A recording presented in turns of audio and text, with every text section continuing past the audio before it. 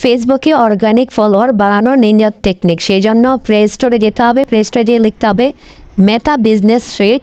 তারপরে এরকম একটি অ্যাপস চলে আসবে, সেটাকে ইনস্টল করে নিতে হবে। ইনস্টল করার পরে এই যে ডান পাশে আমরা দেখতে পাচ্ছি ওপেন লেখা আছে, ওপেনে ক্লিক করে দিতে হবে। ওপেনে ক্লিক করে দিলে আপনার ফেসবুক আইডির ইউজার আইডি পাসওয়ার্ড চাবে, পাসওয়ার্ড দিয়ে লগ ইন করে নেবেন। তারপর এরকম ঠিক ইন্টারফেস আসবে, ওপরে ম্যানেজ, ডান দিকে এক্সপ্লোর, এখানে ক্লিক করে দিতে হবে। এক্সপ্লোর ক্লিক করে দেওয়ার পরে এই যে আমরা নিচে দেখতেছি সেন্ড ইনভাইট, আপনার পোস্টে যারা রিয়াকশন দিয়েছে সবগুলো এখানে শো করবে।